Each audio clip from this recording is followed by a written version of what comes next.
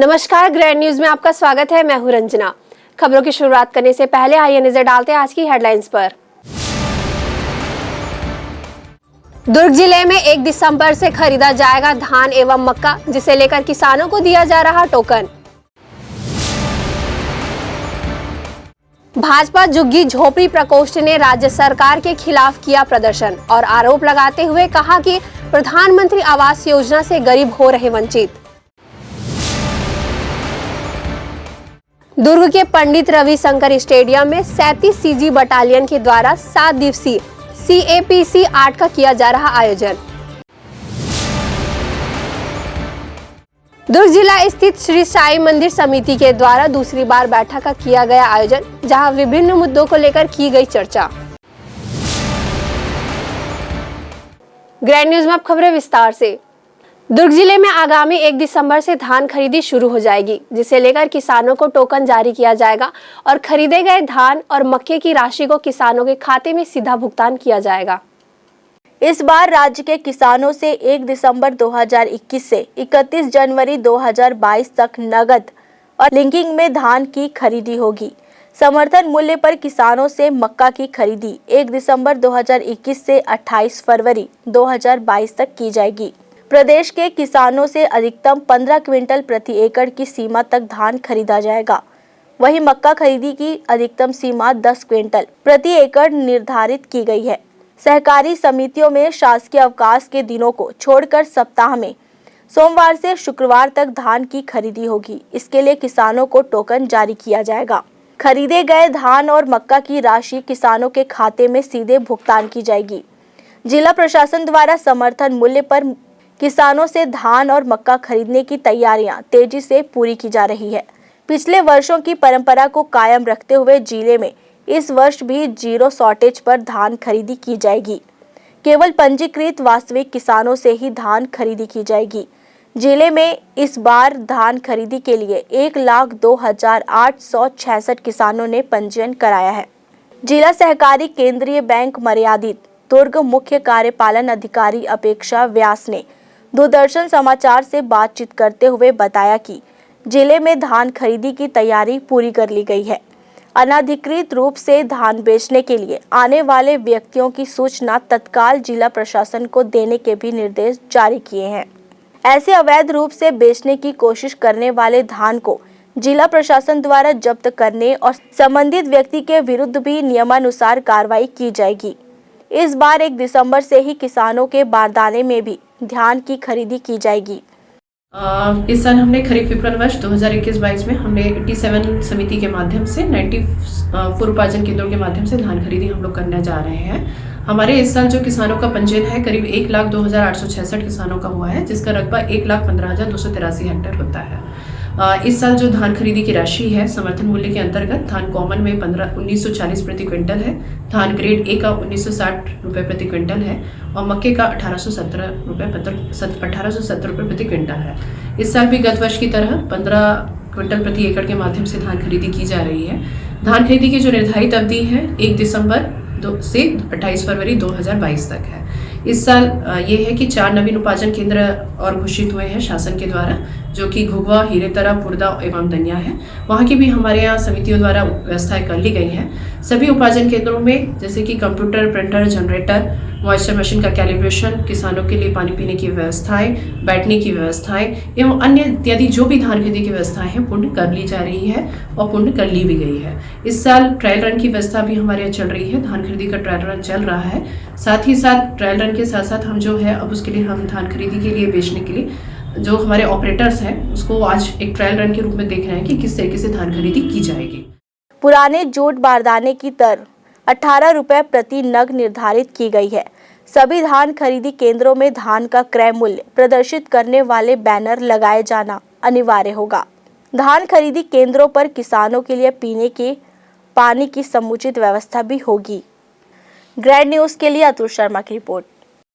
Bharatiya Janata party झुग्गी प्रकोष्ठ के जिला संयोजक दिलीप साहू के नेतृत्व में सोमवार को प्रदर्शन किया गया और भूपेश बघेल की सरकार के द्वारा प्रदेश के आम जनमानस को प्रधानमंत्री आवास योजना से वंचित करने एवं अन्य मुद्दों को लेकर मुख्यमंत्री के नाम जिलाधीश को ज्ञापन सौंपा गया। भाजपा शासनकाल में शहर की गरीब जनता को कम कीमत में पीएम आवास दिए जाने की योजना आरंभ की गई, लेकिन कांग्रेस की सरकार आते ही योजना में बदलाव कर दिया गया और अब प्रदेश के मुखिया भूपेश बघेल का कहना है कि पीएम आवास यदि योजना का नाम है तो आवास का पूरा खर्चा केंद्र सरकार दे। इसी मुद्दे को लेकर भारतीय जनता पार्टी झुग्गी झोपड़ी प्रकोष्ठ के जिला संयोजक दिलीप साहू के नेतृत्व में सोमवार को प्रदर्शन किया गया और मुख्यमंत्री के नाम जिला कलेक्टर को ज्ञापन सौंपा गया। प्रदर्शन कर रहे लोगों का कहना था कि प्रदेश में गरीबों के मकान निर्माण के लिए केंद्र सरकार की महती प्रधानमंत्री आवास योजना के अंतर्गत केंद्र सरकार द्वारा हितग्राही परिवार को इस योजना के अंतर्गत लगभग 75% राशि प्रदान कर रही है, लेकिन राज्य शासन अपनी मद की लगभग 25% राशि जारी नहीं कर रही, जिसके कारण प्रदेश के लाखों गरीब परिवार झुग्गी झोपड़ी निवासी पक्का मकान बनाने में सफल नहीं हो पा रहे हैं। प्रधानमंत्री आवास योजना में पात्र होने के बाद भी गरीब परिवार पक्का मकान नहीं बना पा रहा है। प्रदेश के गरीबों को पक्का मकान मिल सके, इसके लिए राज्य सरकार को गरीबों के अंशदान की लगभग 25% राशि जारी करना अति आवश्यक है। इसी विषय को लेकर भारतीय जनता पार्टी के द्वारा रैली निकालकर प्रदर्शन किया गया और जिला कलेक्टर के नाम ज्ञापन सौंपा गया। अपनी बात मीडिया के समक्ष रखते हुए महामंत्री नटवर ताम्रकार, प्रदेश संयोजक महेंद्र पंडित और झुग्गी झोपड़ी प्रकोष्ठ के जिला संयोजक दिलीप साहू ने राज्य सरकार को आड़े हाथों लेते हुए जमकर कोसा। प्रधानमंत्री नरेंद्र मोदी जी द्वारा जो गरीबों के लिए प्रधानमंत्री आवास योजना की शुरुआत की गई है, जब से छत्तीसगढ़ में भूपेश की सरकार यहाँ बनी है तब से आवास का पैसा नहीं मिल रहा।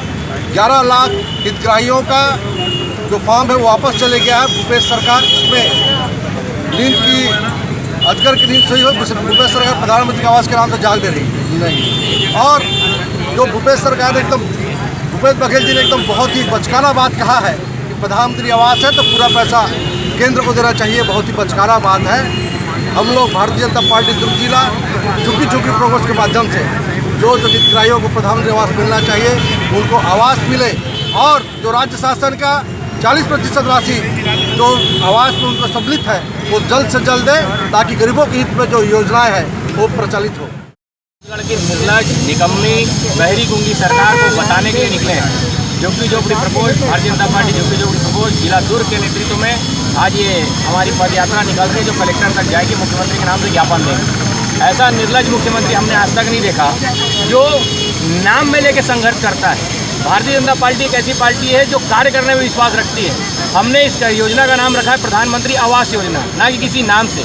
और इनकी योजनाओं में देखोगे तो इनके नेताओं के ही नाम देखने को मिलते हैं। और उसके बाद इनकी इतनी निर्लजता कि प्रधानमंत्री आवास में जो इनको अंशदान देना है वो अंशदान नहीं देके और चोरी उसके ऊपर सीना चोरी का कार्य कर रहे हैं। इस बात को लेकर आप लोग रैली निकालते हैं? हम तो हमारे छत्तीसगढ़ के मुख्यमंत्री से बहुत ही दुखी हैं, जो बेशर्मी का हद पार कर चुके हैं। इस वजह से हमको रोड में आना पड़ रहा है गरीबों को लेकर, क्योंकि गरीब जनता जो छत्तीसगढ़ में रह रहे हैं उनकी झोपड़ियाँ आज तक झोपड़ी की झोपड़ी है। हमारे कार्यकाल के समय से प्रधानमंत्री आवास के रूप में प्रधानमंत्री जी ने 60% दे रहे हैं, उनको 40%, 25% देने में भी बड़ी दुखी हो रही है। ऐसा लग रहा है कि अपने परिवार के खानदान का पैसा दे रहे हैं, इस टाइप की बातें करते हैं। इसलिए हमारे प्रदेश आह्वान के कारण हम लोग को यह कार्यक्रम करना पड़ रहा है और रोड में आना पड़ रहा है लोगों के लिए। फिलहाल प्रदर्शनकारियों ने चेतावनी दी है कि यदि राज्य सरकार इस गंभीर विषय की तरफ ध्यान नहीं देती है तो आगामी दिनों में उग्र प्रदर्शन कर राज्य सरकार को उखाड़ फेंकने की तैयारी की जाएगी। ग्रैंड न्यूज के लिए दुर्ग से वीना दुबे की रिपोर्ट। दुर्ग के पंडित रविशंकर स्टेडियम में 37 सीजी बटालियन एनसीसी द्वारा 7 दिवसीय CSPC 8 का आयोजन किया गया, जिसमें दुर्ग जिले के लगभग 10 महाविद्यालय के 282 छात्रों ने हिस्सा लिया। 7 दिवसीय इस आयोजन में कोविड-19 के नियमों का पालन करते हुए कैंप प्रतिदिन सुबह शाम आयोजित किया जा रहा है। वह छात्रों को विभिन्न विषयों से संबंधित जानकारियां दी जा रही है। सोमवार को आरंभ हुए कैंप में 37 सीजी बटालियन एनसीसी दुर्ग के camp commandant colonel Hemant Dubey व ADM officer deputy camp commandant colonel R Setu Madhavan ने कैंप के दौरान होने वाली विभिन्न गतिविधियों की जानकारी देते हुए कैडेट्स को ड्यूटी के प्रति जागरूक करते हुए उनका मनोबल बढ़ाया। कैंप के प्रथम दिन डिजास्टर मैनेजमेंट, समय प्रबंधन, आपदा प्रबंधन ऑर्गेनाइजेशन ऑफ एनसीसी विषय से संबंधित जानकारियां छात्रों को दी गई। 7 दिवसीय आयोजन को लेकर मेजर ओपी गुप्ता ने बताया कि कैंप में एनसीसी के सी सर्टिफिकेट कैडेट्स के लिए लगाया गया है, जिसमें 37 एनसीसी बटालियन दुर्ग के 10 महाविद्यालय के 246 छात्र शामिल हुए हैं। यह कैंप हमारा 7 दिवसीय कैंप है जो एनसीसी के सी सर्टिफिकेट कैडेट्स के लिए लगाया गया है और इस कैंप में हमारे 37 एनसीसी बटालियन दुर्ग के 10 महाविद्यालय के 246 छात्र शामिल हुए हैं। चूँकि कोविड-19 के कारण एकोमोडेशन हमें अभी प्राप्त नहीं हो पाया था, इसलिए हम इसे डे बोर्डिंग कैंप के रूप में यहाँ आयोजित किए हैं। श्री साई मंदिर कसारीडीह प्रांगण में मंदिर के समिति द्वारा आम सभा की बैठक आयोजित की गई। इस मंदिर के इतिहास में पहली बार ऐसा हुआ है कि 20 दिनों के अंतराल में दूसरी बार सामान्य सभा बैठक का आयोजन किया गया। कसारीडीह स्थित साई मंदिर में सामान्य सभा की बैठक का आयोजन किया गया। बैठक में विगत 2 वर्षों के ऑडिट रिपोर्ट का अनुमोदन मांगा गया, किंतु ऑडिट रिपोर्ट में तकनीकी खराबी बताकर सदस्यों ने इसे नकार दिया तथा संबंधित पदाधिकारियों से संशोधित रिपोर्ट प्रस्तुत करने कहा गया। पर दुर्भाग्य है कि इन्होंने फिर उसी रिपोर्ट को सभा में प्रस्तुत किया जिसे पूर्व में प्रस्तुत किया गया था, लेकिन सदस्यों द्वारा इसे पुनः नकार दिया गया। आपको बता दें कि वर्तमान समिति का कार्यकाल 1 वर्ष पूर्व ही समाप्त हो चुका है। पूर्व सभा में चुनाव हेतु सहमति के पश्चात 3 चुनाव अधिकारी की नियुक्ति की गई थी। सदस्यों की मांग पर चुनाव अधिकारियों द्वारा 16 जनवरी चुनाव किया जाना तय किया। मंदिर में प्रतिवर्ष दत्तात्रेय जयंती का वार्षिक उत्सव मनाया जाता है। इस वर्ष 16, 17 एवं 18 दिसंबर को वार्षिक उत्सव मनाया जाना तय किया गया है, किंतु अधिकांशतः सदस्यों की मांग थी कि इस वर्ष का उत्सव चुनाव अधिकारियों के नेतृत्व में संपन्न किया जाए, क्योंकि चुनाव की घोषणा होने के पश्चात साई महोत्सव का आयोजन पूर्व कार्यकारिणी पदाधिकारियों की उपस्थिति चुनाव को प्रभावित कर सकती है। किंतु पूर्व कार्यकारिणी पदाधिकारियों द्वारा सदस्यों की इस मांग को खारिज करते हुए विवाद करने लगे और पूर्व कार्यकारिणी अध्यक्ष तथा कोषाध्यक्ष एक संरक्षक सदस्य को गाली गलौज करते हुए उनसे अभद्र व्यवहार और अश्लील गाली गलौज करने लगे। सभा में उपस्थित सदस्यों की सक्रियता से स्थिति नियंत्रण में की गई। विचारणीय विषय यह है कि जब चुनाव आचार संहिता लागू हो गई है और यह निवर्तमान कार्यकारिणी महोत्सव का संचालन नहीं कर सकती और महोत्सव के आयोजन में चुनाव अधिकारियों द्वारा एक अंतरिम समिति का गठन कर निवर्तमान कार्यकारिणी से सहयोग लेकर महोत्सव का आयोजन विनीत साई महोत्सव समिति कसारीडीह के द्वारा संपन्न किया जाना चाहिए, लेकिन निवर्तमान अध्यक्ष के द्वारा बलपूर्वक अपनी राजनीतिक पहुंच की आड़ में किसी सदस्य को अपने विचार रखने का अवसर ही नहीं दिया जा रहा है और लोगों को धमकाते हैं।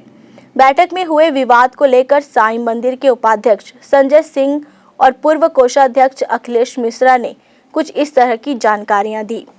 बैठक का औचित्य थोड़ा सा नजर नहीं आता है मेरे को, इसलिए कि पेपर तैयार ही नहीं थे, तो मीटिंग होनी नहीं चाहिए थी और जहाँ तक उस मुद्दे पे नहीं होनी चाहिए थी। उत्सव के लिए होती मीटिंग, उस मुद्दे पे नहीं होनी चाहिए थी मीटिंग। 7 नवंबर वाले मुद्दे पे आपस में इनका लगता है कोऑर्डिनेशन नहीं है सचिव, कोषाध्यक्ष और अध्यक्ष महोदय का, क्योंकि आपस में बात कर लेते, कोषाध्यक्ष से पूछ लेते वे आपके पेपर तैयार हैं, तब मीटिंग होनी चाहिए थी। मैं क्या है कि पारिवारिक कारणों से आधा घंटा बाद चला गया था, बिलासपुर जाना था मेरे को, मैं बाहर चला गया था, तो मुझे बाद में पता चला है कि मंदिर में काफ़ी हंगामा हुआ है और जो कुछ हुआ वो अच्छा नहीं हुआ है, मंदिर में नहीं होना चाहिए था। जिसने भी किया हुआ है अच्छा नहीं है। वो बैठक आहूत हुई थी, उस बैठक में एजेंडा पूर्व के जो ऑडिट रिपोर्ट जो इसको सदन ने जो अस्वीकार किया था उसको स्वीकृत करने के लिए पुनः बैठक बुलाई गई थी और उसमें महोत्सव को लेकर चर्चा होना था। उसमें जो है आए हुए ऑडिट के संबंध में चर्चा होना था, लेकिन सभी सदस्यों के कीमती समय को इन्होंने गंभीरता से नहीं लिया और बैठक आहूत कर दिया। जबकि पूर्व में 7 तारीख की बैठक में ये निर्णय हुआ, सदन ने किया था कि जो पूर्व में 41 लाख रुपए का WIP का जो मामला है उसके लिए एक कमेटी बनाई गई थी। वो कमेटी सत्येंद्र राजपूत जी के मार्गदर्शन में वो कमेटी अपना निर्णय करेगी और प्रस्तुत करेगी और WIP को खत्म करेगी। लेकिन कल की बैठक में सत्येंद्र राजपूत जी स्वयं उपस्थित नहीं हुए और कमेटी की रिपोर्ट भी प्रस्तुत नहीं हुई। जब कमेटी की रिपोर्ट प्रस्तुत ही नहीं हुई तो उस सब्जेक्ट में चर्चा होने का औचित्य नहीं था, और चूंकि वो चर्चा नहीं हुआ तो मामला वहीं का वहीं खड़ा हो गया। ऑडिट रिपोर्ट में इन्होंने कहा था कि हम संशोधित बायलॉज संशोधित ऑडिट रिपोर्ट प्रस्तुत करेंगे, ऑडिटर से मिलकर इसको सुधार करेंगे, लेकिन पुनः उसी रिपोर्ट को सदन में प्रस्तुत कर दिया गया। जो अनियमितताएं हमारी नज़र में थी, मेरी नज़र में जो अनियमितता है, अनेक सदस्यों के अनेक मामले हैं, उसमें मेरा ये मामला था कि पूर्व में भी आप साईं महोत्सव में 5 से 7 लाख रुपए का आय बताते आए हो और आगामी उसमें भी बता रहे हो, लेकिन 19 में आपने बोला कि हमको ऑडिट महोत्सव में 1 रुपए की भी प्राप्ति नहीं हुई, ऐसा उसमें उल्लेख है ऑडिट रिपोर्ट में, जिसका विरोध मैं व्यक्तिगत रूप से करता हूं। आप खर्च बता रहे हो कि 2,10,000 रुपए हमने महोत्सव खर्च हुआ, आप एक तरफ बता रहे हो कि हमको कोई 1 रुपए भी आप महोत्सव में प्राप्त नहीं हुआ। फिलहाल आगामी दिनों में कसारीडीह साईं मंदिर में वार्षिक महोत्सव का आयोजन किया जाना है, लेकिन विवादों में फंसी समिति आयोजन को करने में सफल हो पाती है या नहीं, यह आने वाला समय बताएगा। ग्रैंड न्यूज के लिए दुर्ग से वीना दुबे की रिपोर्ट। वक्त हो चला है एक छोटी सी ब्रेक का, बनी रही ग्रैंड न्यूज के साथ।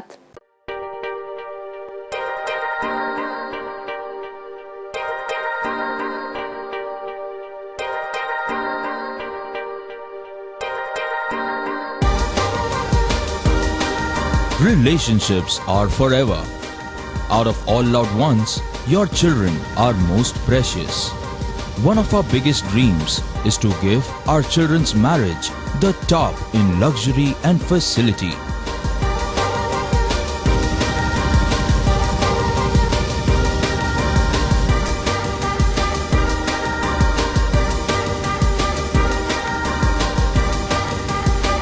In today's busy life, you cannot afford to take time out for everything to be perfect for your marriage.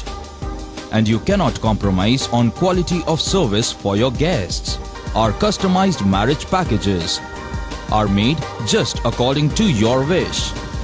This presentation will acquaint you with the different luxury packed marriage packages available. This package has an elaborate menu with 60 mouth-watering items. Bharat Swagat including welcome drink, snacks and sweets. A breathtakingly decorated welcome gate and the arena decorated with flowers. To give you the best colors in view, we organize special light effects for all areas.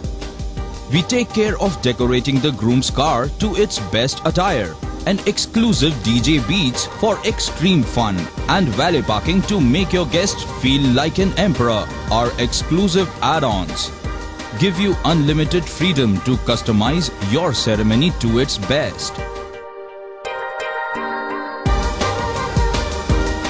मैं जब अपने बालों को कोम करती थी तो मेरे काफ़ी ज़्यादा बाल कोम्बिंग से टूट जाते थे और सीजनल चेंजेस की वजह से डैंड्रफ भी होता था। फैमिली में भी कुछ लोगों को ये प्रॉब्लम थी।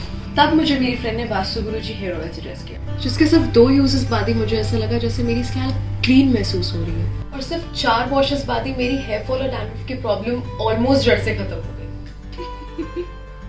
और इस ऑयल की सबसे अच्छी बात यह है कि ये होममेड है, और उससे भी अच्छी बात यह है कि ये वर्क करता है।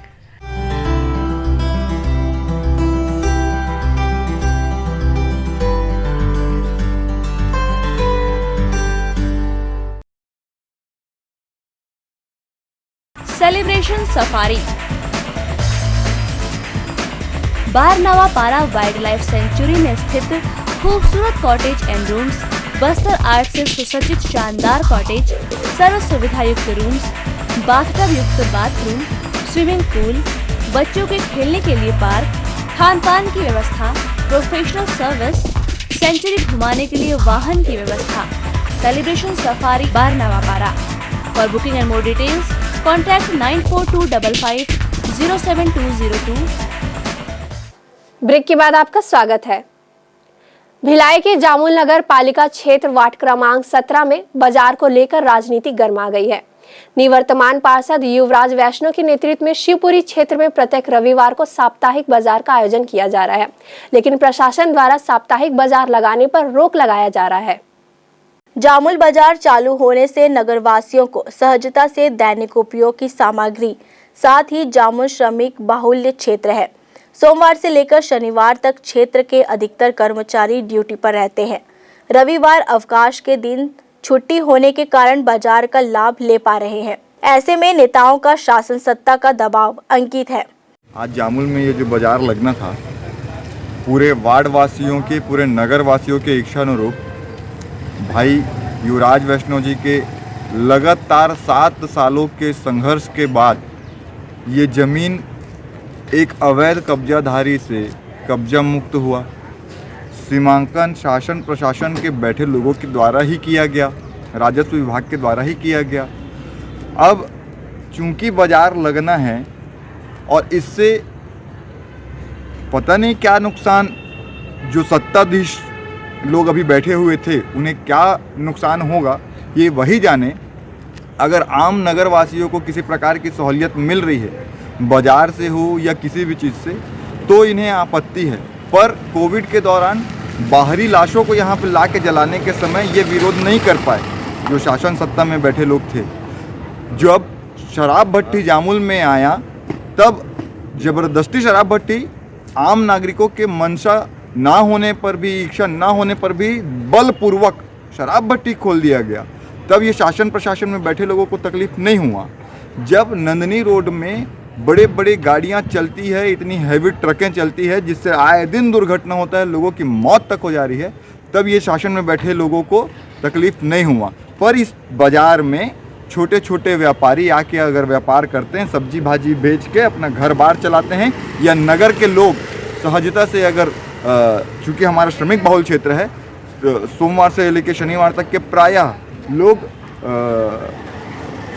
कारखानों में व्यस्त रहते हैं और रविवार का दिन जो अवकाश का मिलते हैं, और उस दिन अगर कहीं सहजता से आज बाज़ार का इनको लाभ मिल पा रहा है, बाज़ार में इन लोग सब खरीदी बिक्री कर पा रहे हैं, सब्जी सहजता से खरीद पा रहे हैं, दैनिक आवश्यकताओं की सामग्री ले पा रहे हैं, तो इनको तकलीफ हो रहा है। क्यों? ये जानने का ज़रूरी है। क्योंकि अगर एक व्यक्ति का नाम बार बार आता है, वो अदना सा व्यक्ति, मैं बार बार बोलूँ, वो अदना सा व्यक्ति, उसकी इतनी हैसियत नहीं कि वो बार बार इतनी आपत्तियां लगा ले और इस प्रकार से लोगों को परेशान करे, गुमराह कर ले। इसके पीछे जो पूर्व में पालिका के अंदर बैठे शासन और सत्ता में बैठे लोग हैं, मैं स्पष्ट बोल रहा हूं, जिन्होंने पैसा लिया है, उनसे पैसा खाए हैं इस ज़मीन को बचवाने के लिए उनके नाम पे, उन्होंने इस प्रकार से लोगों को परेशान करने का और ये बाज़ार ना लगे इसका प्रण किया हुआ है। मैं बड़े भाई युवराज वैष्णव जी के नेतृत्व में लगातार हम सब बैठ रहे हैं, आंदोलन करेंगे, पर ये बाज़ार किया हुआ है। मैं बड़े भाई युवराज वैष्णव जी के नेतृत्व में लगातार हम सब बैठ रहे हैं, आंदोलन करेंगे, पर ये बाज़ार यहाँ से न हटे, इसका भरपूर भरसक प्रयास हम सब करेंगे, अंत तक लड़ेंगे और जामुल नगर वासियों को इसका लाभ दिलाते रहेंगे। ये जामुल वासियों के लगातार लंबी समय से चलते आ रही मांग है, जिसको युवराज वैष्णव जी ने पूरा किया है। एक जिम्मेदार नागरिक होने का जो फ़र्ज होता है, एक जिम्मेदार जनप्रतिनिधि होने का जो फ़र्ज होता है, उसको भाई युवराज वैष्णव जी ने बखूबी निभाया और उसका परिणाम है कि आज ये बाज़ार भाई युवराज वैष्णव जी को इसके लिए जेल तक उसके परिवार को जाना पड़ा, उसके बावजूद पीछे नहीं हटे और आज भी हम जेल जाने के लिए तैयार थे। हमारी गिरफ्तारी की बात हुई, पूरे लोग जब हजारों हजार लोग जब हमको गिरफ्तार करने से रोकने के लिए पुलिस और हमारे बीच आ गए, तो हमारी गिरफ्तारी रोकनी पड़ी। जनबल हमारे साथ है और जनबल के और जनता के मनसानुरूप ये बाजार यहाँ लगेगा। क्षेत्रवासी का लगातार कहना है कि जब शराब भट्टी की आवश्यकता जामुल वालों को नहीं थी, जामुल में कोविड-19 बड़े पैमाने पर बाहरी लाश जलाने की इच्छा जामुल वालों को नहीं चाहिए, तो भी जनता के मनुष्य मानसा के विरुद्ध यह सब शासन के द्वारा बल प्रयोग करके कराया गया। और आज जब बाजार की आवश्यकता है और शांतिपूर्ण तरीके से बाजार संचालित हो रहा है, जो शासन प्रशासन राजनीतिक दबाव के चलते एक आदमी से व्यक्ति को माध्यम बनाकर बाजार पर रोक लगा दी। ग्रैंड न्यूज के लिए अतुल शर्मा की रिपोर्ट। छत्तीसगढ़ में 1 दिसंबर से धान खरीदी शुरू होने जा रहा है, जिसे लेकर प्रशासन काफी गंभीर नजर आ रही है। वहीं अवैध तरीके से धान परिवहन करने वालों पर सख्त कार्रवाई की जाएगी। आपको बता दें कि छत्तीसगढ़ में 1 दिसंबर से धान खरीदी शुरू होने जा रहा है, जिसको देखते हुए कांकेर कलेक्टर चंदन कुमार ने एक आदेश जारी किया, जिसके निर्देशन में बड़गांव, पखांजूर, मायापुर, मरोड़ा, गोंडाहुर आदि कई जगहों में कर्मचारियों को नियुक्त किया गया है। यदि अवैध तरीके से कोई धान परिवहन करते पाया गया तो प्रशासन के द्वारा उस पर शासनात्मक कार्यवाही की जाएगी। अभी दिसंबर में धान खरीदी होने को है, इसके लिए हमारे कलेक्टर साहब के निर्देशन में एक आदेश निकला है, जिसमें अलग अलग बड़गांव है, मरोड़ा है, मायापुर है और गुंडापुर है, और इन जगहों पे अलग अलग जो हमारे कर्मचारी हैं उनका नियुक्त किया गया है और वो वहाँ जो है सभी ड्यूटी करेंगे, साथ ही साथ वो वहाँ कर निगरानी करेंगे। सर, अवैध परिवहन करते वक्त यदि किसी को पाया जाता है तो किस तरह की कार्रवाई की जाएगी? इसमें जो भी उसमें नियम है, चाहे मंडी एक्ट के तहत हो या अवैध परिवहन का जो भी रहेगा, उसमें उसके तहत हम कार्रवाई करेंगे।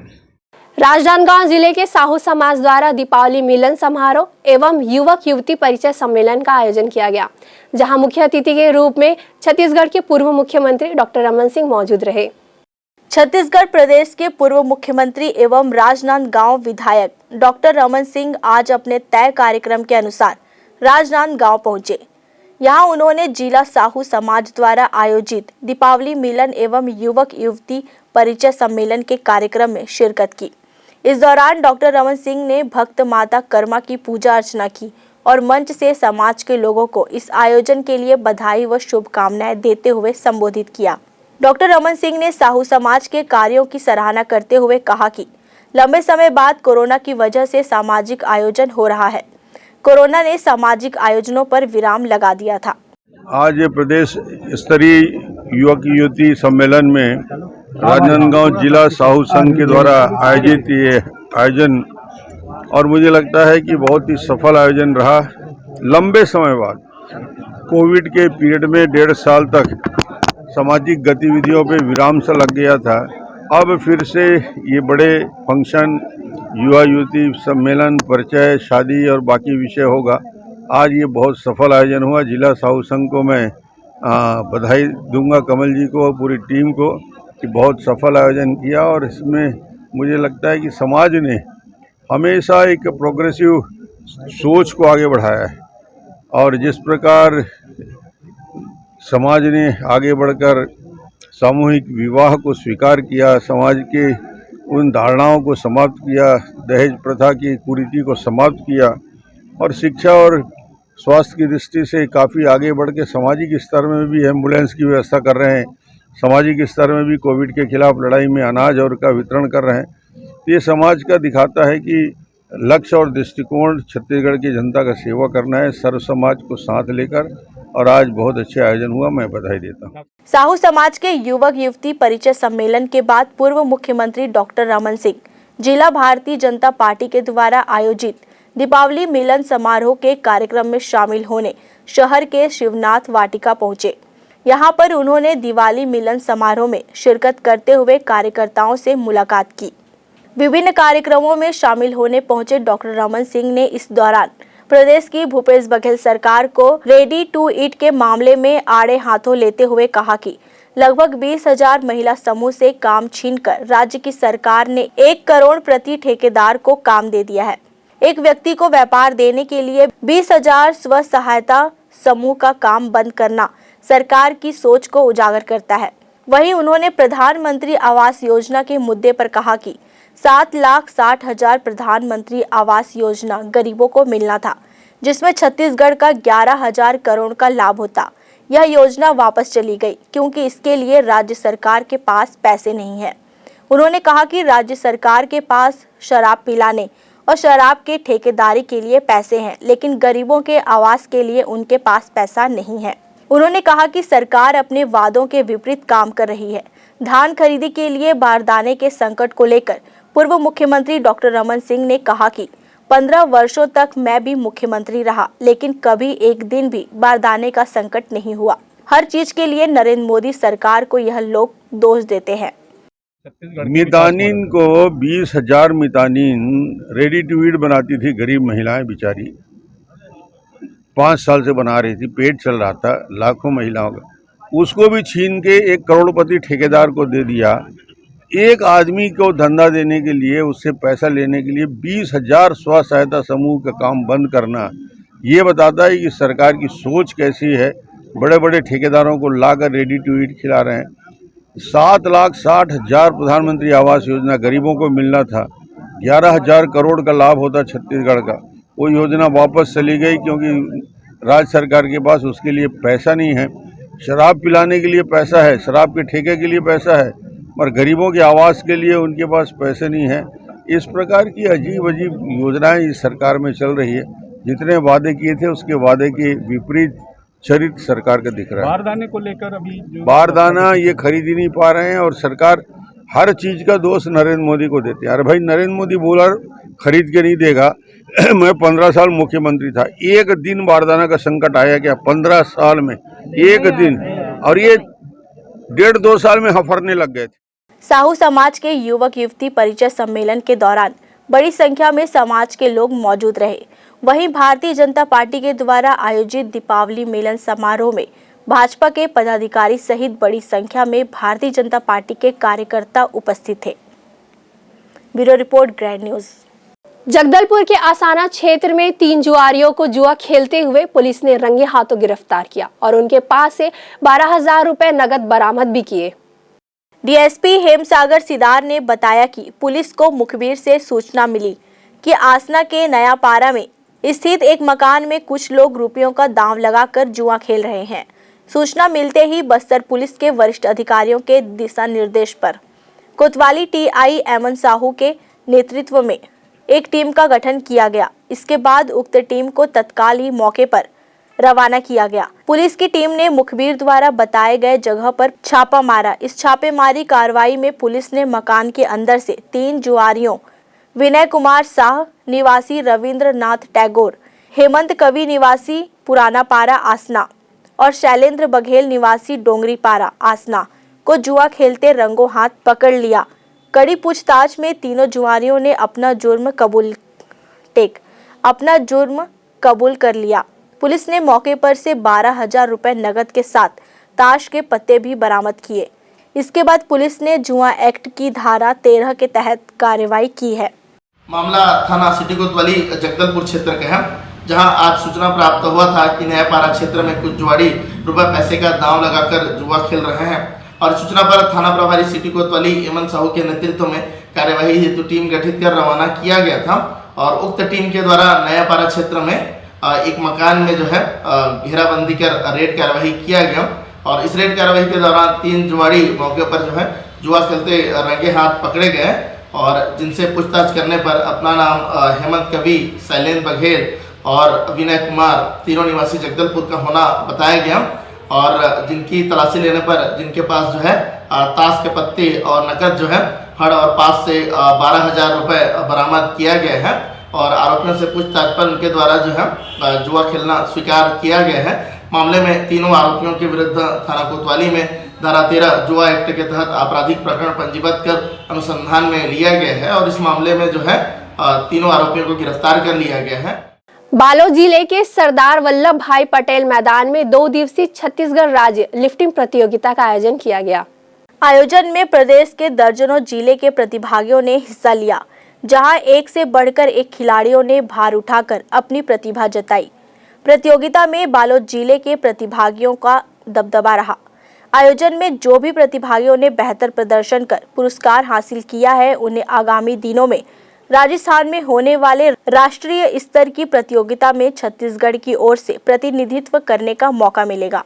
ये जो आयोजन है ये छत्तीसगढ़ राज्य स्तरीय स्टैंड लिफ्टिंग का आयोजन है। इस प्रतियोगिता में सब जूनियर सीनियर मास्टर वर्ग के लोगों की प्रतियोगिता है। इसमें महिला पुरुष एवं हैंडीकैप्ड सभी खिलाड़ी भाग ले रहे हैं। इस प्रतियोगिता में हमारे छत्तीसगढ़ से लगभग 13-14 जिलों से खिलाड़ी आए हुए हैं। इस प्रतियोगिता में जो खिलाड़ी चयनित होंगे सब जूनियर सीनियर मास्टर के लिए, ये राजस्थान के अलवर शहर में इसका राष्ट्रीय प्रतियोगिता आयोजित होगी, जो 30 दिसंबर से 2 जनवरी तक आयोजित है। इसमें खिलाड़ी सभी भाग लेने जाएंगे, यहाँ से चयनित खिलाड़ी। ग्रैंड न्यूज की बुलेटिन में फिलहाल इतना ही। मुझे दीजिए इजाजत। नमस्कार।